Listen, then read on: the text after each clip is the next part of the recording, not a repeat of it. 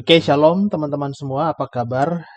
Senang sekali kita bisa jumpa lagi di pembahasan kita di fellowship, di Trinity Fellowship.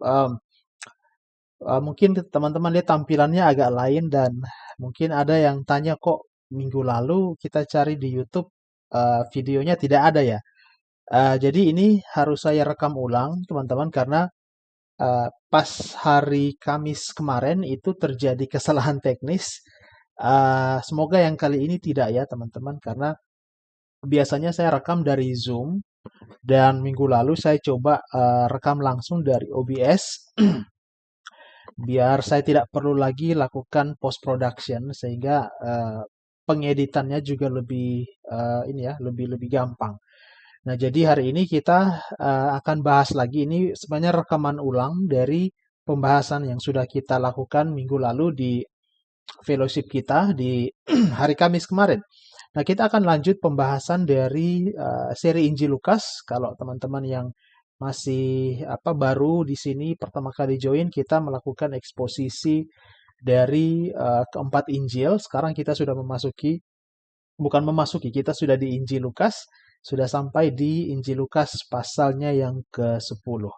Nah, sebelum kita memulai pembahasan kita malam ini, mari kita berdoa. Terpujilah Engkau ya Tuhan, kami bersyukur karena kasih setiamu kami bisa kembali berkumpul. Kami berdoa Tuhan, biarlah Engkau berkati waktu ini, dan berkati pemberitaan firman malam ini Tuhan, dan biarlah Engkau yang berbicara bukan hamba-Mu. Biarlah hikmat-Mu yang nampak bukan hikmat hamba-Mu. Jagai mulut hamba Tuhan agar hamba tidak berbicara sesuatu yang di luar dari kehendak Tuhan. Berkati waktu ini dan juga biarlah firman Tuhan malam ini menjadi kekuatan dan menjadi jawaban bagi kami semua yang hadir dan yang merindukan jawaban dari Tuhan. Dalam nama Yesus kami berdoa. Amin.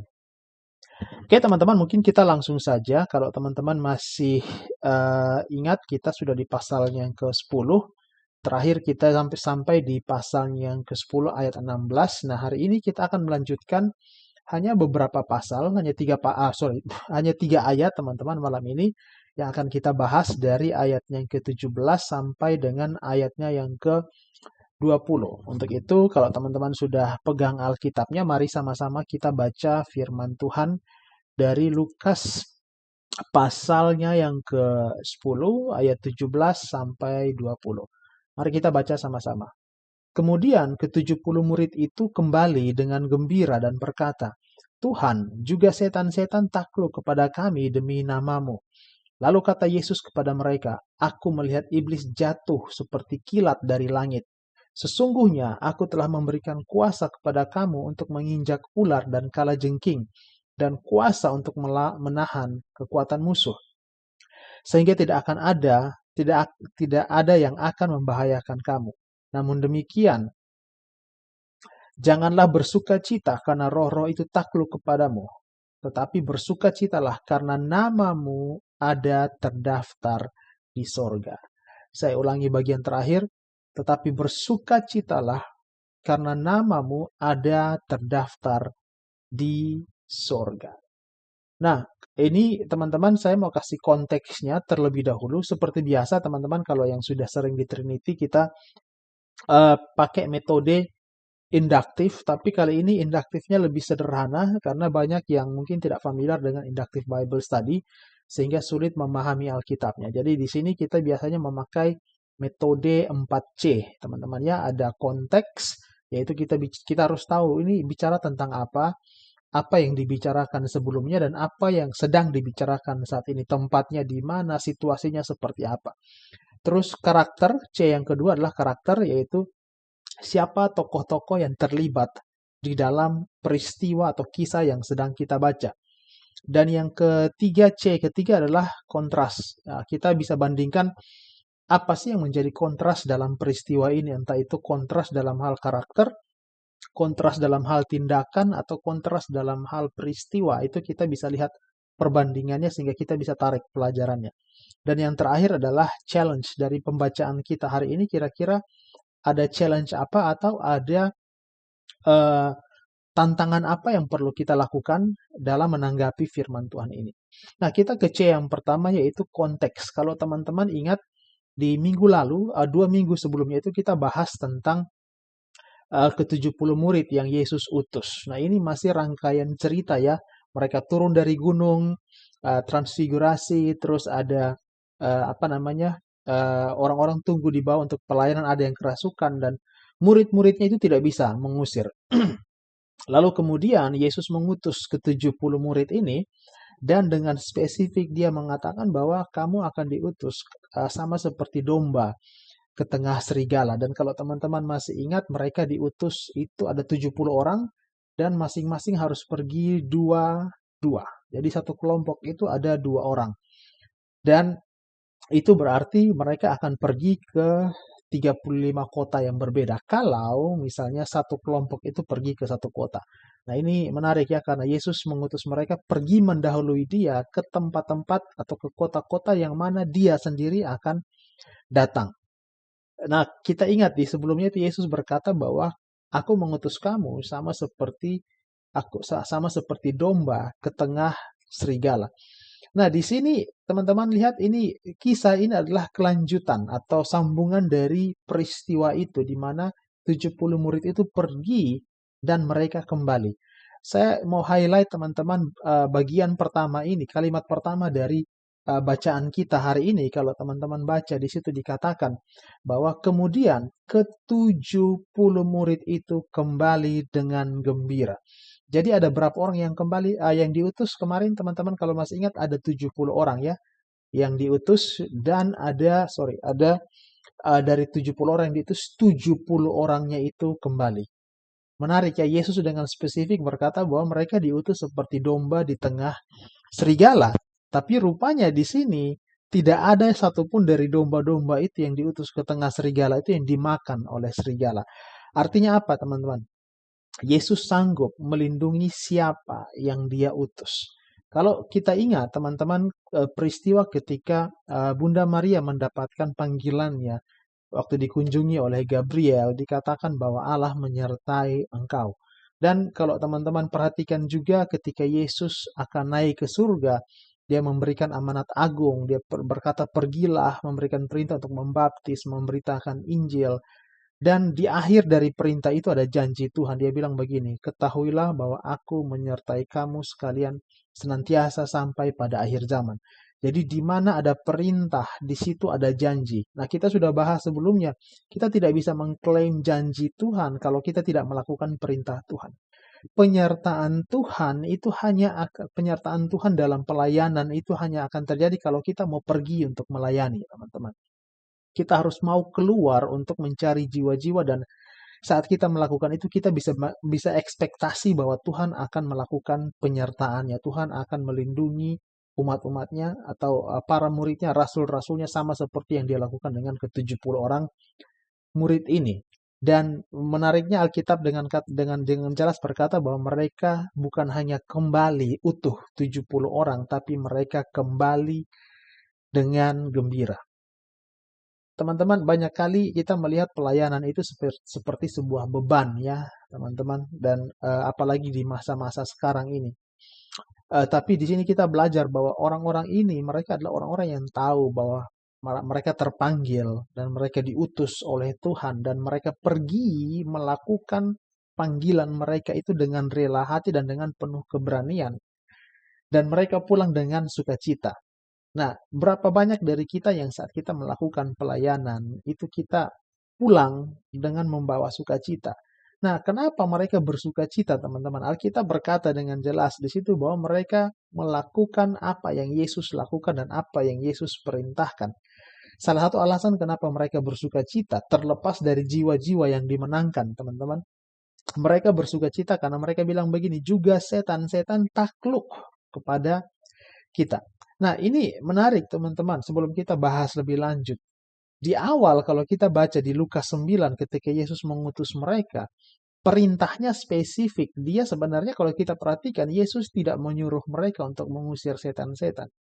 Karena panggilan utama mereka adalah pergi untuk memberitakan Injil dan dibarengi dengan itu mereka juga diperintahkan untuk menyembuhkan orang-orang sakit. Karena dalam pelayanan Yesus itu seringkali dia terhalang oleh orang-orang yang membawa orang sakit kepadanya.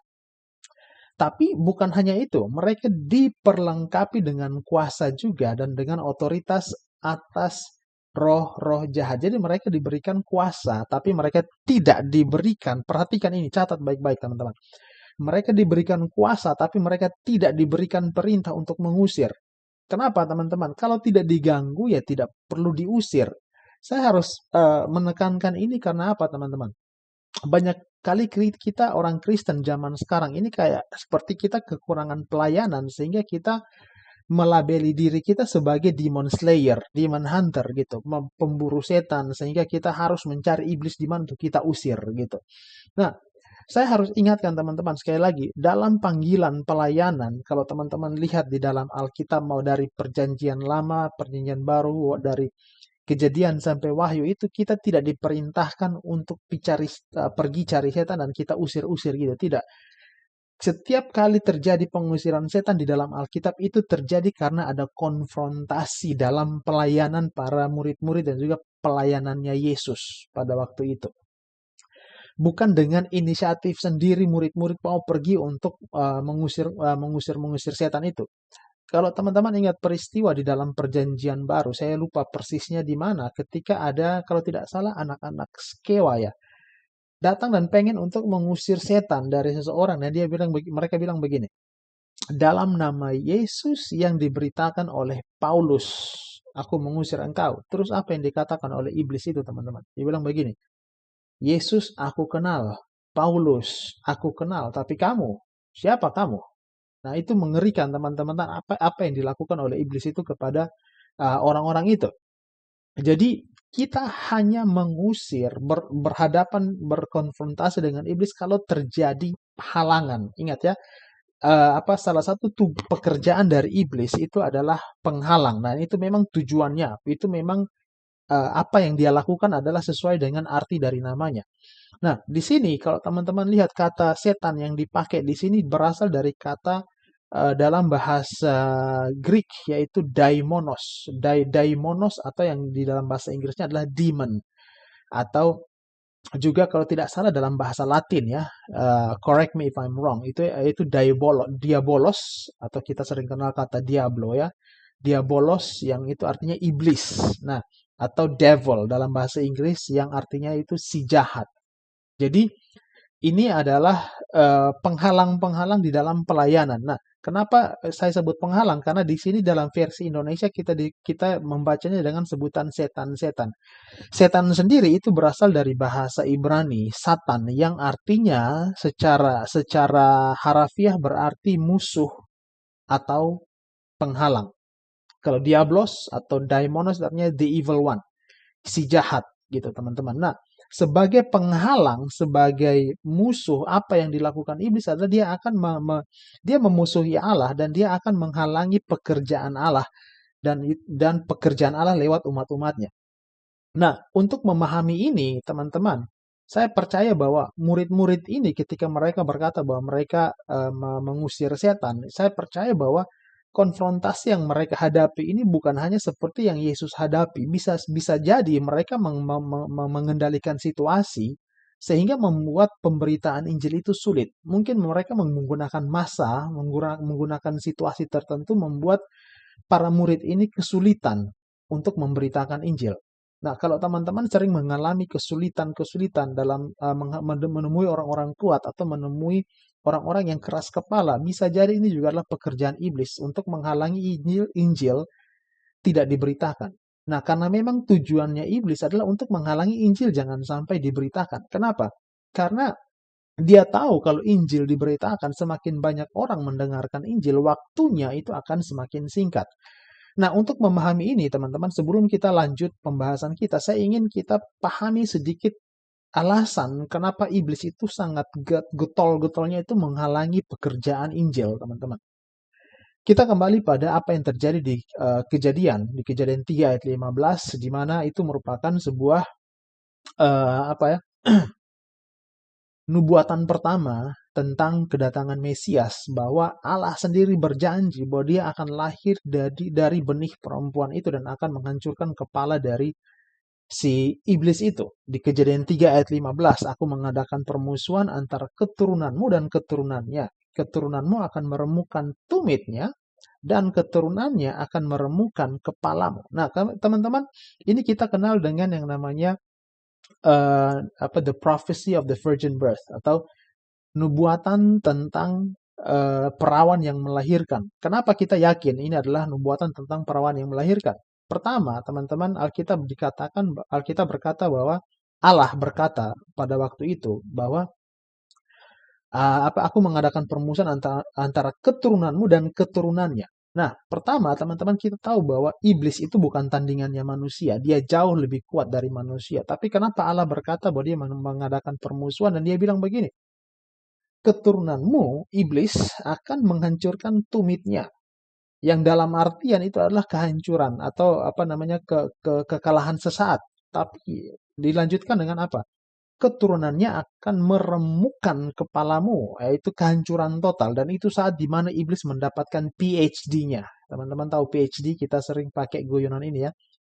Permanent Head Destruction, di mana dia akan dihancurkan secara total. Nah, kenapa kita yakin ini adalah nubuatan tentang virgin birth atau kelahiran perawan yang melahirkan? Kenapa, teman-teman? Karena pertama, iblis itu bukan tandingannya manusia, tapi kok dari benih manusia itu nanti iblis dihancurkan. Nah, ini tidak mungkin terjadi, sehingga sangat mungkin yang menghancurkan iblis itu adalah Allah sendiri. Dengan kata lain, Allah sendiri akan lahir dari benih manusia ini untuk menghancurkan iblis. Nah, jadi teman-teman perhatikan, sepanjang sejarah Alkitab, iblis mencoba mencari tahu siapakah benih itu, menghalangi benih itu supaya jangan sampai lahir sehingga tidak menghancurkan dia. Singkat cerita, teman-teman, kalau kita baca dari Perjanjian Lama sampai dengan Perjanjian Baru, kisah pembunuhan, peperangan, sebenarnya kalau kita mau lihat motif di balik semua itu, siapa oknum di balik semua itu adalah iblis. Kita coba lihat ya teman-teman dari apa yang terjadi pertama di Taman Eden. Manusia jatuh dalam dosa, lalu kemudian dijanjikan bahwa Allah akan lahir dari benih manusia. Lahirlah siapa? Kain dan Habel. Dari sekian banyak anak Adam dan Hawa, Alkitab menunjukkan dua nama ini yang membawa persembahan. Persembahannya Habel diterima, persembahannya Kain ditolak. Nah, sederhananya begini teman-teman, iblis itu tidak maha tahu. Dia mencoba mencari tahu, menebak-nebak, mereka-reka siapa di antara mereka berdua ini yang akan melahirkan benih itu, atau mungkin adalah benih itu. Dan ketika melihat bahwa persembahannya Habel diterima, nah ini kita mencoba untuk melihat situasinya. Iblis pasti berpikir bahwa inilah dia yang akan menghancurkan iblis, menghancurkan aku. Maka ayo kita lakukan sesuatu, adu mereka dan membuat supaya dia dibunuh. Gitu. Jadi iblis tidak mau langsung turun tangan, dia tidak mau mengotori tangan. Ini cara kerjanya sama dari dulu sampai sekarang, teman-teman. Jadi dia taruh iri hati di dalam hatinya si Kain, dan Kain membunuh saudaranya Habel dengan berpikir bahwa jika Habel meninggal maka tidak akan ada lagi benih itu. Tapi ternyata Tuhan punya rencana lain. Walaupun Habel meninggal, tapi ternyata Tuhan punya rencana lain. Lahir lagi anak lain buat Adam, lalu beranak cucu dari Kain dan Habel. Terus kita sampai ke kita sampai ke Menara Babel. Kita tahu ya teman-teman, di Menara Babel itu, bukan di Menara Babel, maksudnya di Nuh, di zamannya Nuh, di mana terjadi badai besar. Nah, kalau kita baca kisah di dalam kisahnya Nuh, di mana terjadi air bah dan Tuhan melenyapkan semua yang hidup di muka bumi, kita mungkin bertanya, alasan apa sehingga Tuhan harus melenyapkan manusia di muka bumi sampai harus memulai ulang dari Nuh dan keluarganya. Nah, ini kita tidak akan berspekulasi banyak, tidak akan terlalu banyak membahas ini karena ini pembahasannya akan terpisah cukup panjang. Tapi teman-teman ada ada beberapa pandangan tentang kisah Nuh, di mana ada yang percaya bahwa kenapa Tuhan melenyapkan dunia? Karena pada waktu itu generasi dunia itu sudah begitu korup, bukan cuma hanya secara dari gaya hidup mereka, lifestyle mereka, tapi juga dari secara genetika mereka itu sudah tercemar dengan kawin campur antara anak-anak Allah dan juga anak-anak manusia di bumi. Nah, ada yang berkata juga bahwa itu tidak mungkin terjadi kawin campur antara malaikat yang jatuh dan juga dengan manusia. Ada yang berkata bahwa itu adalah perkawinan antara anak-anak Set dan anak-anak Kain. Nah, kita tidak akan banyak bahas itu, tapi saya pribadi saya mengikuti pandangan yang mengatakan bahwa ini adalah anak-anak hasil kawin campur antara the fallen angels dan juga anak-anak manusia di bumi yang melahirkan the Nephilim atau melahirkan para raksasa itu. Jadi mereka ini hybrid. Mereka setengah manusia, mereka setengah malaikat.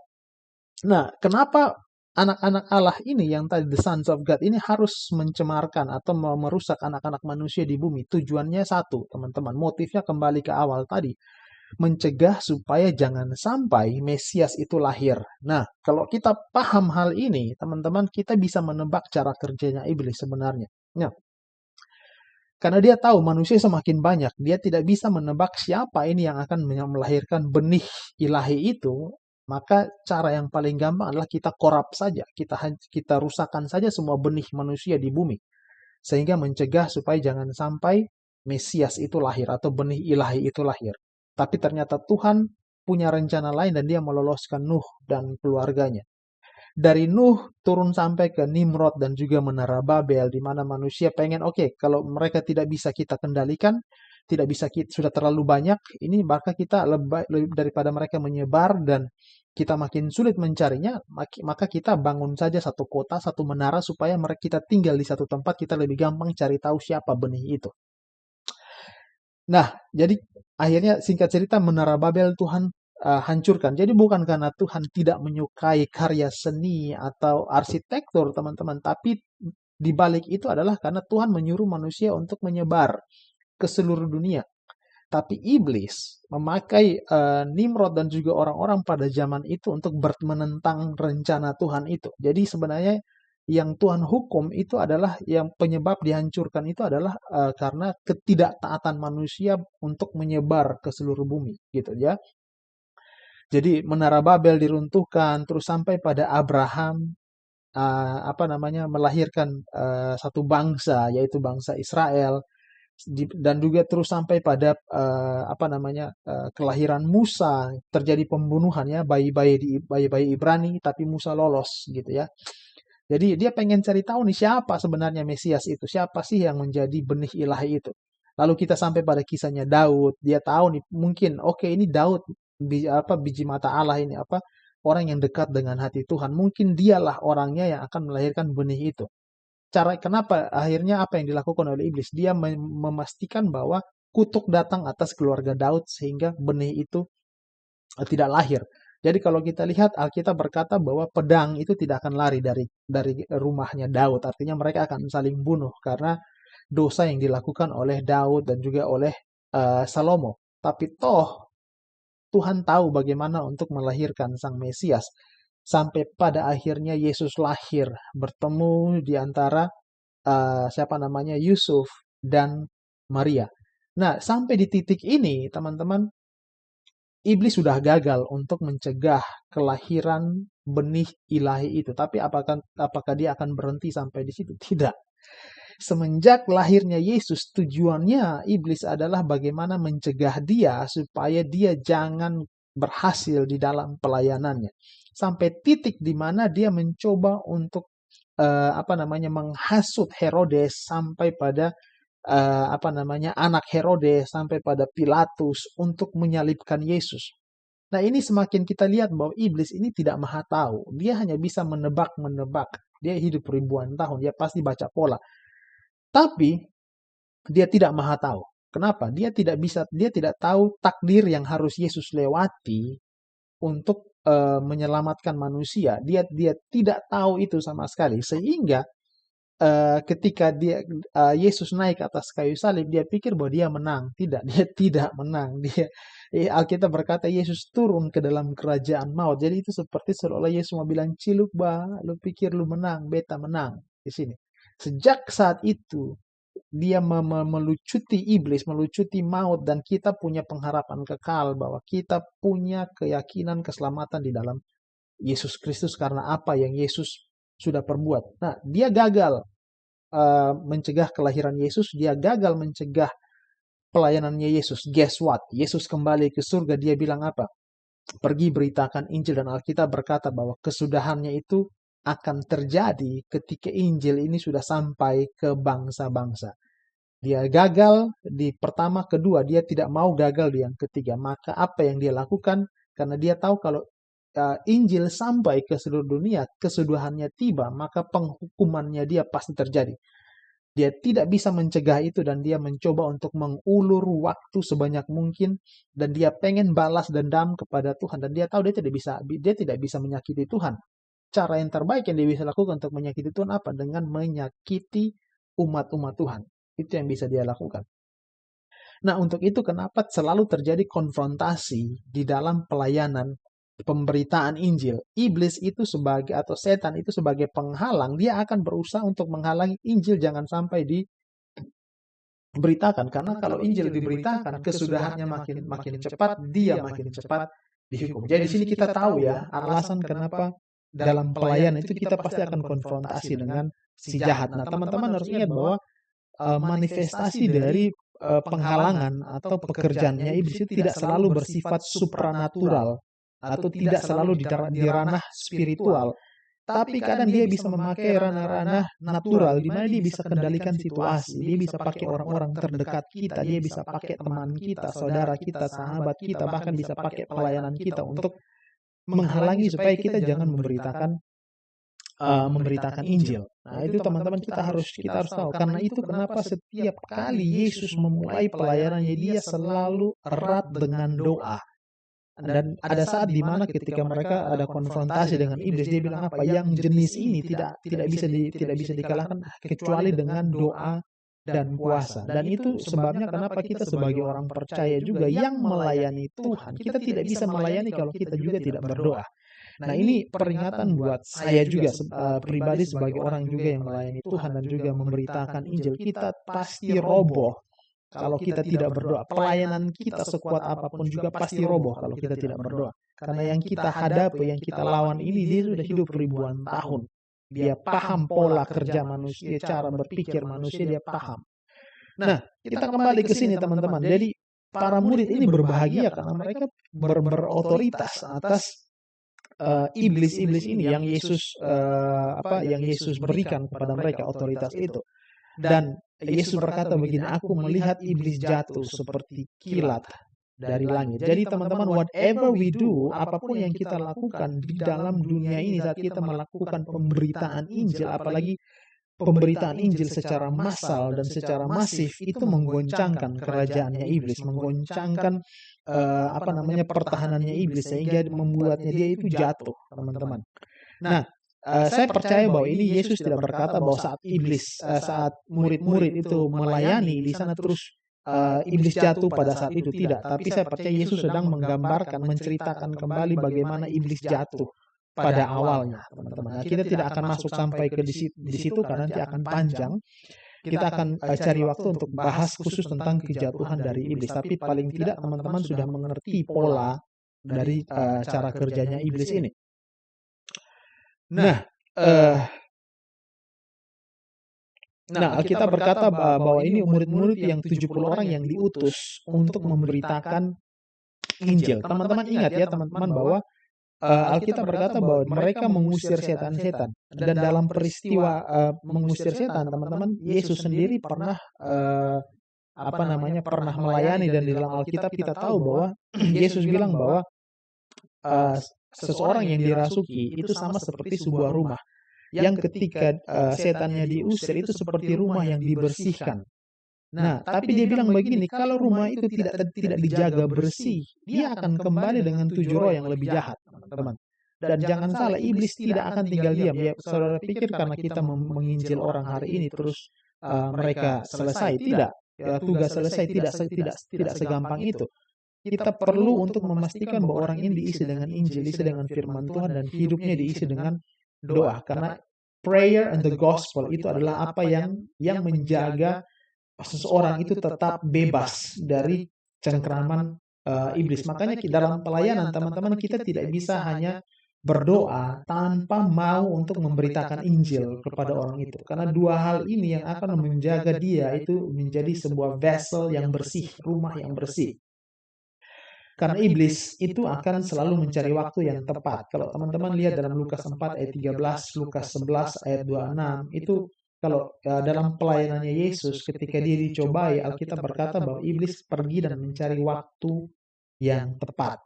Dan kalau di Lukas 11 nanti kita baca bahwa dia kalau rumah sudah dibersihkan, tapi tidak dijaga bersih, dia akan kembali lagi iblis itu. Nah, saya mau kutip dari seorang hamba Tuhan, dari komentator Alkitab bernama Morgan. Dia bilang begini, mengingat kejatuhan setan, teman-teman, Yesus juga memperingatkan kepada para murid tentang kesombongan. Ingat ya, ini dosa pertama yang terjadi. Bahwa jika setan bisa jatuh seperti kilat dari kedudukannya yang memiliki status spiritual dan hak istimewa yang tinggi, maka kita juga bisa jatuh.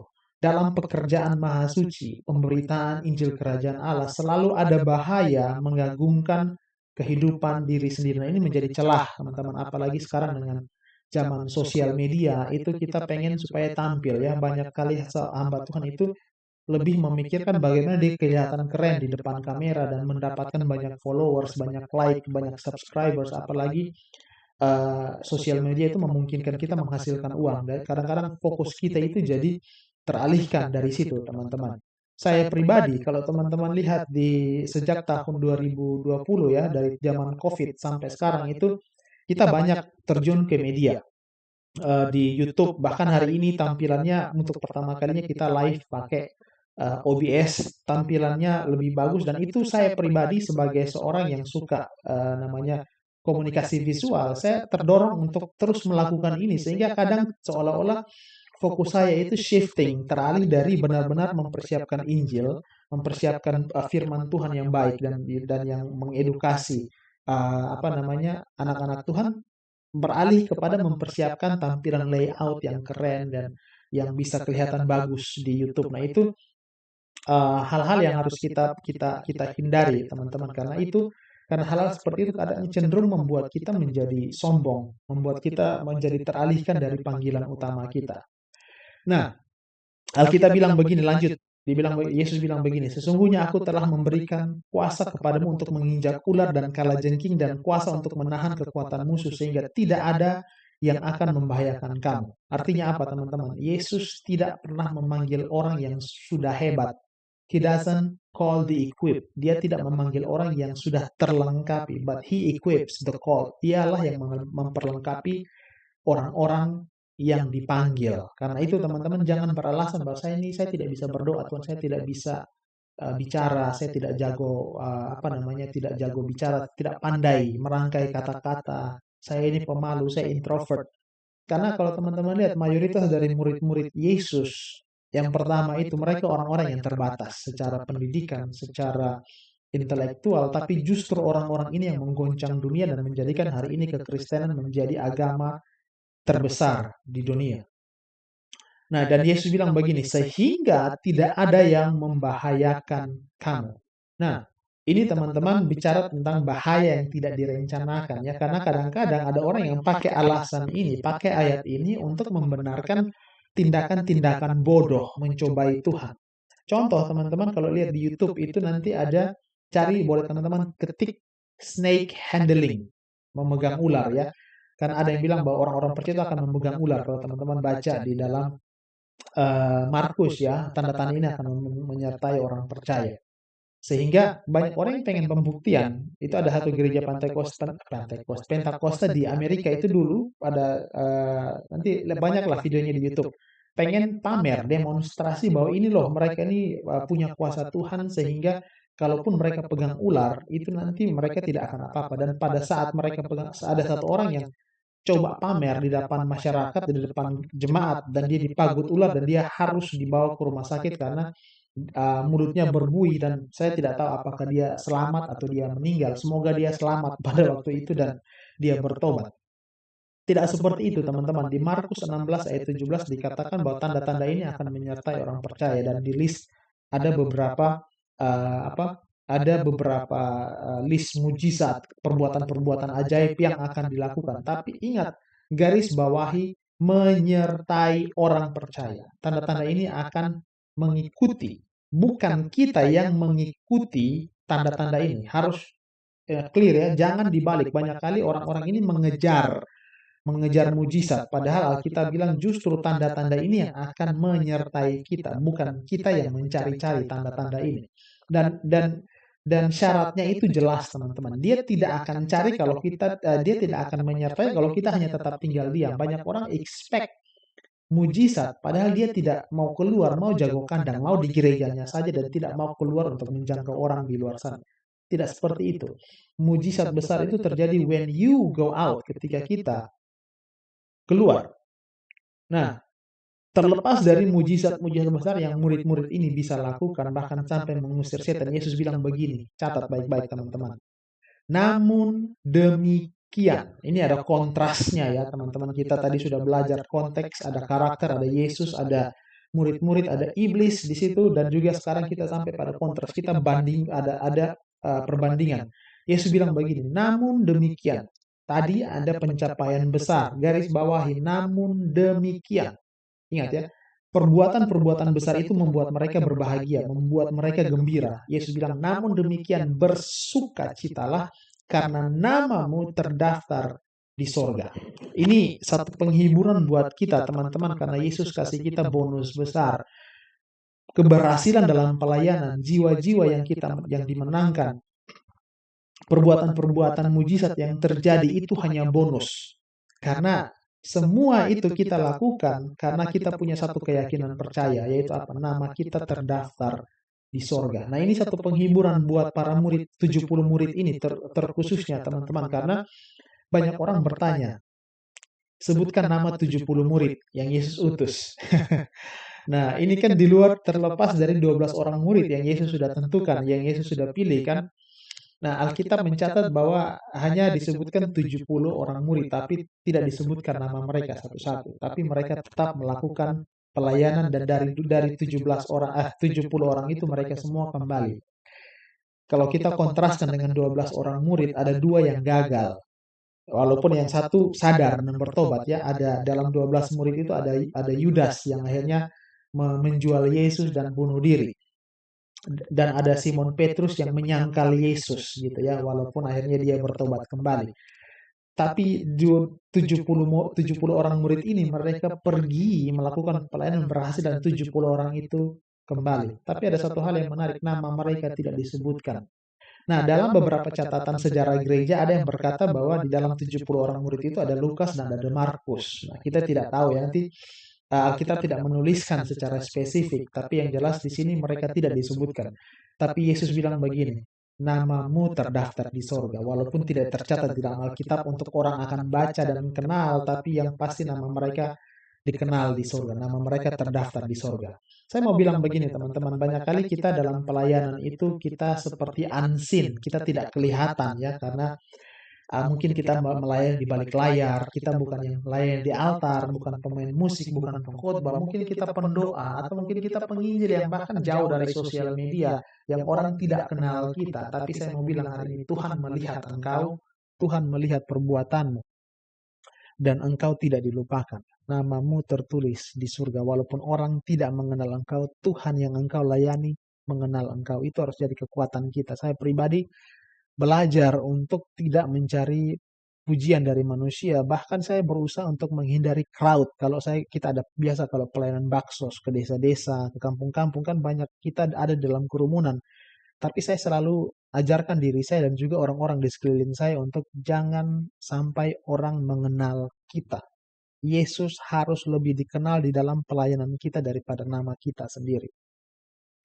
Dan untuk itu kita lebih mengejar reward dari surga, seperti yang di dalam Filipi 3 ayat 14, kita melakukan sesuatu dengan fokus kita pada tujuan, yaitu panggilan surgawi. Kita melayani dengan mata kita tertuju pada surga, karena nama kita tertulis di surga, artinya kita juga punya reward, ada upah yang Tuhan sendiri janjikan ada di sana.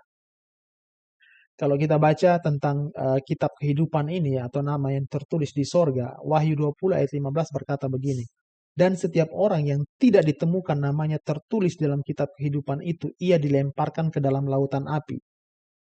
Kitab kehidupan dalam konteks ini adalah nama-nama yang tercantum dari orang-orang yang akan hidup bersama Allah di surga selama-lamanya. Ini adalah daftar nama mereka yang telah selamat.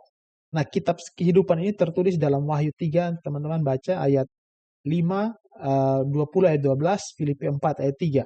Nah, kitab ini juga dikenal dengan kitab kehidupan anak domba karena mengandung nama-nama orang yang telah ditebus oleh darah Tuhan Yesus Kristus. Dan kalau kita ditebus oleh darah Kristus, Alkitab berkata apa, teman-teman? Nama kita itu tidak akan pernah dihapus. Nanti teman-teman baca di dalam Wahyu 13, teman-teman mengenai kitab. Setiap orang yang namanya ditulis di kitab kehidupan, namanya tidak akan pernah dihapus. Dan ini menjadi keyakinan percaya kita bahwa kita punya jaminan keselamatan kekal di dalam Tuhan.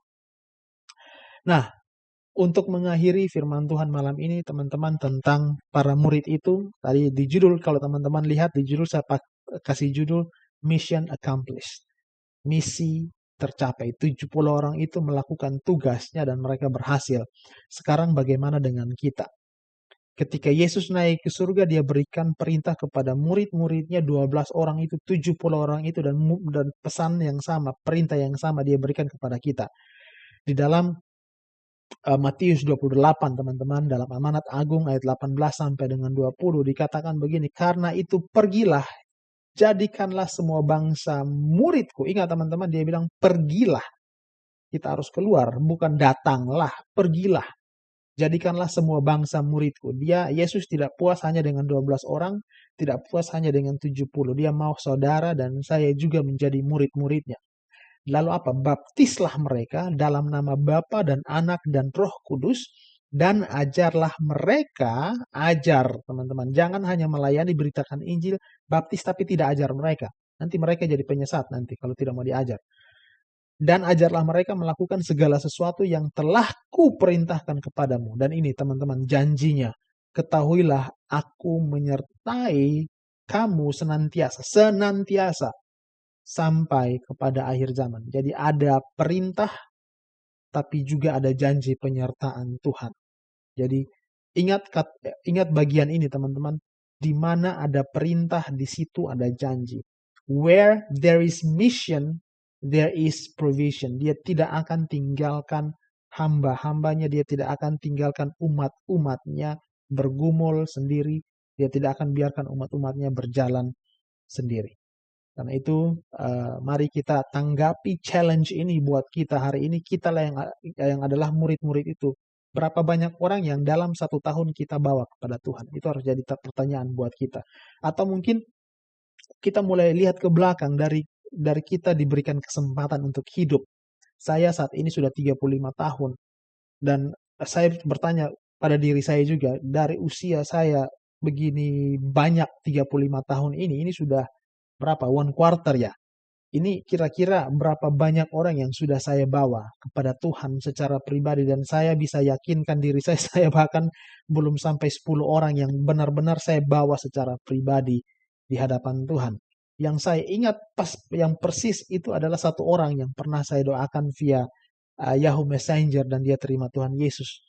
Tapi saya berharap teman-teman yang melihat pelayanan kami di Trinity atau pemberitaan firman yang saya beritakan dari pertama kita mendirikan Trinity sampai saat ini, saya berdoa ada jiwa-jiwa, ada kehidupan-kehidupan yang dijamah lewat pemberitaan firman Tuhan yang saya berikan, sehingga saya juga pada akhirnya bisa bermegah di hadapan Tuhan bahwa saya melakukan tanggung jawab pelayanan saya, dan ketika saya kembali kepada Tuhan, saya akan kembali seperti murid-murid 70 orang ini yang bergembira karena mereka berhasil melakukan tugas dan tanggung jawab mereka. Dan ini doa saya bagi saudara juga adalah bahwa suatu saat nanti ketika kita pulang ke sana, kita akan pulang dengan sukacita bahwa kita melakukan tugas kita dengan baik dan kita akan menerima upah kita bersama-sama. Dan upah terbesar yang paling saya rindukan, dan ini juga doa saya buat teman-teman semua, adalah bahwa kita akan mendengar Yesus sendiri berkata, "Selamat hambaku yang baik dan setia." Mari kita berdoa. Tuhan, terima kasih untuk pembelajaran dari ke-70 orang murid yang Engkau utus, Tuhan. Tolong kami agar kami juga bersuka cita dengan panggilan dan pelayanan yang Engkau berikan, Tuhan. Dan berikan kami kerinduan untuk memberitakan firman Tuhan. Tanggung jawab, beban yang besar, Tuhan. Ajar kami untuk hidup tidak untuk diri sendiri, tapi untuk melayani Engkau, Tuhan. Dan tolong kami dalam setiap pergumulan kami yang kami lewati, iblis berusaha untuk menghalangi agar kami tidak memberitakan Injil. Tuhan, tolong kami. Bawa kami makin dekat kepada Engkau dan bawa beban dalam hati kami, Tuhan, agar kami juga rindu untuk orang lain diselamatkan. Kami bersyukur, Tuhan, dalam nama Yesus Engkau berkati pemberitaan firman dan teman-teman yang menyaksikan malam ini baik via YouTube, Tuhan, Engkau juga berkati ya Bapa. Dan tolong kami, jagai pemberitaan kami, Tuhan, jagai pelayanan kami. Kami taruhkan kehidupan kami di dalam nama Yesus, dalam tangan-Mu, Tuhan. Kami bersyukur. Dalam nama Yesus kami berdoa. Amin. Tuhan Yesus memberkati kita semua.